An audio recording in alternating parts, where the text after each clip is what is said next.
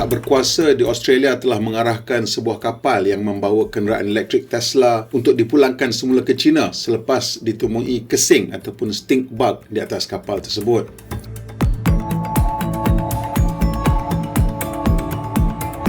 Sebuah kapal yang membawa kenderaan elektrik Tesla terpaksa meninggalkan Australia dan berlayar balik semula ke Shanghai setelah kesing ditemui di atas kapal semasa syarikat automotif Amerika Syarikat tersebut bersedia untuk mencatatkan jualan tahunan terbaik dalam sejarahnya. Pelanggan Australia yang telah menempah dan sedang menunggu kenderaan Tesla di atas kapal Glovis Caravel telah dimaklumkan bahawa kapal tersebut tidak dibenarkan untuk masuk ke negara itu dan mesti kembali ke Shanghai untuk pemprosesan lanjut sebelum kembali ke pelabuhan Australia.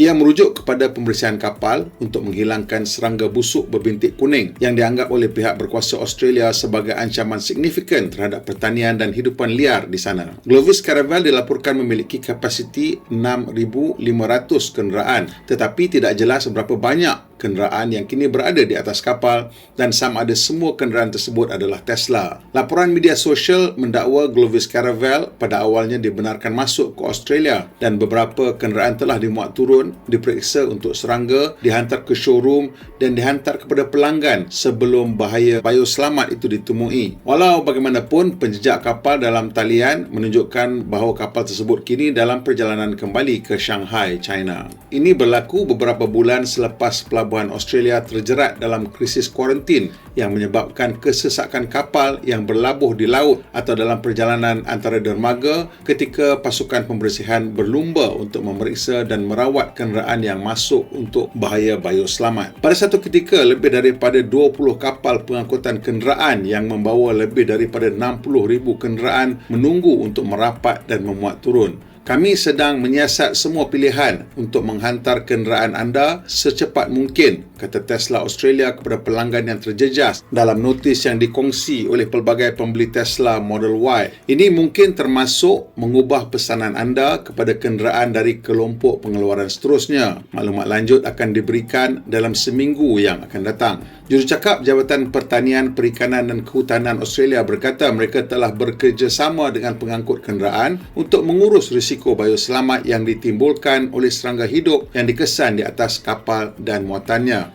Terdapat pelbagai penemuan termasuk serangga busuk berbintik kuning yang membawa ancaman besar terhadap kesihatan tumbuhan dan alam sekitar Australia kerana kerosakan yang boleh diakibatkannya terhadap tanaman, pertanian, buah-buahan dan pokok hiasan. Ini bukan kali pertama kapal pengangkutan kenderaan dipulangkan untuk dibersihkan di pelabuhan asalnya dan juga bukan kali pertama hal ini berlaku untuk kapal Glovis Caravel ini. Pada tahun 2018, ketika membawa kenderaan dari Jepun, ia diarahkan untuk meninggalkan perairan New Zealand setelah Kelasi melaporkan hampir 600 serangga busuk, 12 di antaranya hidup, ditemui semasa berlabuh di Auckland. Perkara ini sudah tentu tidak membantu Tesla yang sedang cuba mencapai jualan terbaik mereka di samping cuba menjadikan Model Y sebagai kenderaan paling popular tahun 2023. Gergasi kereta elektrik Amerika Syarikat ini dijadualkan untuk menghantar hampir 50,000 kenderaan di Australia pada tahun 2023, manakala di peringkat antarabangsa ia hampir mencapai penyerahan lebih 1.8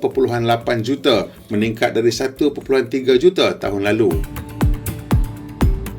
Sedikit latar belakang mengenai kesing. Kesing adalah serangga dalam keluarga Pentatomidae, asalnya dari China, Jepun, Korea dan kawasan Asia secara amnya. Menurut laman Sesawang Pertanian Australia, kesing merupakan pemakan yang rakus yang merosakkan tanaman, sayur, buah-buahan dan pokok hiasan. Mereka memakan lebih 300 jenis tumbuhan. Australia mempunyai peraturan dan kawalan yang ketat terhadap import produk pertanian. Negara ini menekankan kepentingan biosecurity untuk melindungi ekosistem pertanian dan alam sekitar uniknya daripada potensi makhluk perosak dan penyakit yang boleh merosakkan flora, fauna dan industri pertanian tempatan. Jabatan Pertanian, Air dan Alam Sekitar Australia mengawasi langkah-langkah dan peraturan biosecurity. Pengimport dikehendaki mematuhi panduan yang ketat, termasuk proses rawatan dan pemeriksaan sebelum penghantaran untuk memastikan barang import tidak membawa makhluk perosak atau penyakit yang berbahaya.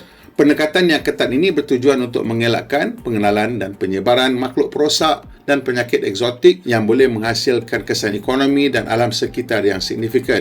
Kerajaan Australia mengambil langkah-langkah proaktif untuk melindungi pertanian dan biodiversitinya.